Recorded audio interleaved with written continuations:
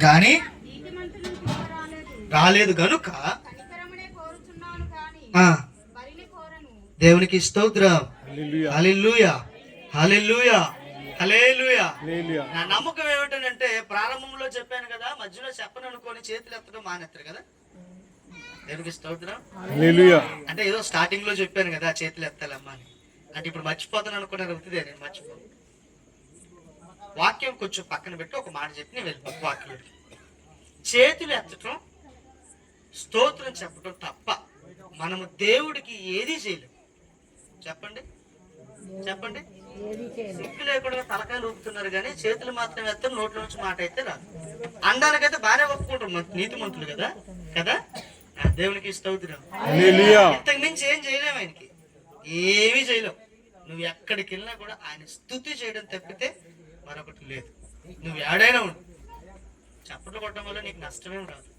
ఇంకా సైన్స్ ప్రకారంగా చూస్తే మన శరీరానికి చప్పట్లు కొట్టడం మంచిదే. దేవునికి స్తోత్రం.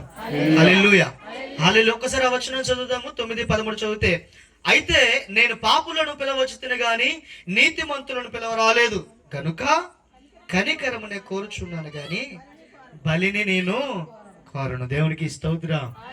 హల్లెలూయా, హల్లెలూయా.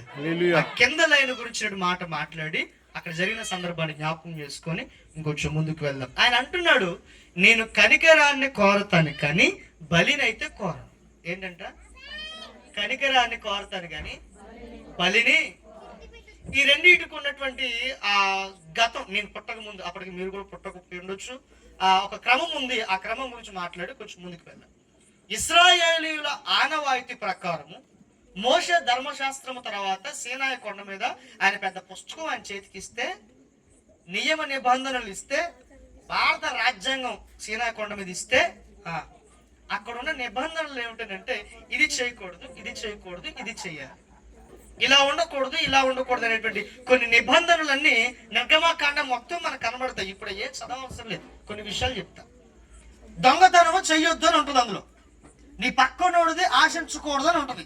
నీ పొరుగు వారి భార్యని ఆశించకూడదని ఉంటుంది. నీది కానీ ఏ వస్తువును కూడా ఆశించకూడదని, నీ తల్లిదండ్రులను సన్మానించాలని, ఇట్లా చాలా విషయాలు అందులో కనబడతాం.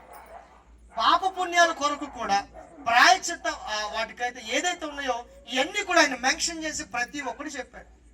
ఒకవేళ ఆ పురుషుడి అంటే ఒక తల్లి డెలివరీ అయిన తర్వాత కుమారుడిని కంటే, కొడుకుని కంటే 40 రోజులు, లేకపోతే కుమార్తెని కంటే 80 రోజులు గాను ఆవిడ ఇంట్లోనే ఉండాలనే ఒక క్రమం బైబిల్లో ఉంది. ఇప్పుడు ఆవిడ డైరెక్ట్ గా ఎక్కడికి వెళ్ళొద్దు, చర్చికి వెళ్ళాలి. ఇప్పుడు ఆవిడ పాపముతో నిండిపోయింది. ఈ కీడు పోవాలంటే, ఈ మైలు పోవాలంటే మందిరానికి వెళ్ళి ఆ తగినటువంటి దానిని అక్కడ బలి అర్పించి ఆవిడ అక్కడ కడుక్కుని బయటికి, కుష్ఠరోగి కావచ్చు, ఏదైనా ఏది చేసినా కూడా అక్కడ బలి ఇచ్చేసి బయటికి వచ్చేయాలి. అది అక్కడ ఉన్నటువంటి ఒక క్రమం, ఒక నిబంధన. ఒక తప్పు చేశామనంటే ఆ తప్పుకి ఎంత తూగుతుందో, వీలైతే జత పక్షులు కానీ, 2 లేత దోడలు కానీ, మేక పొట్టేళ్ళు కానీ, మనం చేసినటువంటి పాపం ఎంత మోతాదులో ఉందో దాన్ని బట్టి. అంతే కదా. ఇప్పుడు హాస్పిటల్కి వెళ్ళామనుకోండి, వయసును బట్టి, లేకపోతే దాన్ని ఏమంటారంటే మత్తు ఇంజెక్షన్, వయసును బట్టో లేకపోతే పర్సన్ బట్టో మత్తు ఇస్తారు కదా. తెలుసా? కొంచెం గడి చెప్పండి. తెలుసా? తెలీదు? దేవునికి స్తోత్రం. హల్లెలూయా, హల్లెలూయా. వయస్సును బట్టి మత్తు. పెళ్లిళ్ళ ఫంక్షన్లలో మనిషిని చూసి ఫుడ్ వేస్తారు కదా, అవునా కదా? పర్సన్ చూసి, పర్సనాలిటీని చూసి ఫుడ్ వేస్తారు కదా, అవునా? చెప్పండి అమ్మా, అవునా కదా? పెద్దోడైతే ఒక ఎత్తు, నోరు చేసేవాడైతే ఒక ఎత్తు, చిన్నపిల్లగాడైతే ఒక ఎత్తు. తల్లిదండ్రుల బెనిఫిట్ ఏంటంటే మా బాబుకి ఇంకో మొక్కే అని వస్తుంది, వాడు తిండ్రు, ఆడి పేరు చెప్పి అంటే అదొక బెనిఫిట్ అంతే. నేను తప్పట్లే విషయం చెప్తాను. దేవునికి స్తోత్రం. అప్పుడున్న క్రమం ఏమిటంటే ప్రతి పాపముకు తగినటువంటిది బలిని అక్కడ వాళ్ళు అర్పించాలి. దేవునికి స్తోత్రం. ఏ పాపం అయితే చేశారో ఆ పాపముకు తగినటువంటి ప్రాయశ్చిత్తాన్ని అక్కడ మందిరంలో దాన్ని జరిగించాలి. అది బైబిల్లో ప్రారంభంలో ఉన్నటువంటి ధర్మశాస్త్రంలో ఉన్నటువంటి అదొక ఆనవాయితీ. ఇప్పుడు ఉన్న సిచ్యువేషన్లోకి వస్తాం. అదే క్రమం ఇప్పుడు నడుస్తూ ఉందనుకోండి. నేను అంటాను, నా పాపము కోసం ఒక 2 లేత దూడలు తీసుకొచ్చి బలి చేసేస్తాను, నా పాపము ఈ రోజుతో పోయింది, రేపటి నుంచి నేను ఇంకా ఫ్రెష్, పరిశుద్ధుడను. ఏంటంట? ఈ రోజుతో నా పాపము పోయింది, రేపటి నుంచి నేను పరిశుద్ధుడు. ఈ లోపల మరలా ఏదైనా తప్పు పొరపాటు అతిక్రమము చేస్తే మరలా నేను బలిచ్చేసి ఈ రోజుతో నా పాపము పోయింది, రేపటి నుంచి నేను మరలా నూతనము. ఈ రోజు నా పాపము పోయింది, రేపటి నుంచి మరలా నేను నూతనం. ఇప్పుడు ఆదివారం రోజు తప్పు చేశాడు, దానికి సంబంధించినవి చేసేసాడు, అయిపోయింది. సోమవారం మరలా మంగళవారం చేశాడు, బుధవారం అయిపోయింది, మళ్ళీ గురువారం చేశాడు. మధ్యలో ఒక రోజు గ్యాప్ ఇచ్చి ఇక వారం అంతా వీడి పని అంట ఏంటి? పాపం చేసుకుంటూ.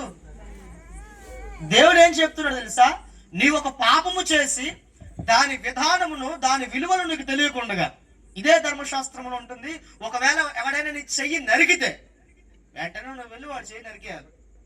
నీ కన్ను తీసేస్తే వెంటనే వెళ్ళిపోయి వాడు వడ్డీ వాడికి. అది ప్రారంభంలో చెప్పినటువంటి మాట. కానీ ఇప్పుడు ఏమంటాడు తెలుసా? ఎవరైనా నిన్ను ఇలా చేస్తే నువ్వేం చేయాలంట? అన్ని అక్కడ వదిలిపెట్టేయాలి, అక్కడ వాడిని క్షమించేసేయాలి. నేను కనికరాన్ని కోరుతా ఉన్నాను. ఒక మాట చెప్తాను, ఈ రోజుల్లో చిన్న చిన్న సందర్భాలు జరుగుతున్న పరిస్థితులు తెలుసో తెలియక ఒక వ్యక్తి బండితో గుద్దో లేకపోతే గొడవలు పెట్టుకొని చెయ్యి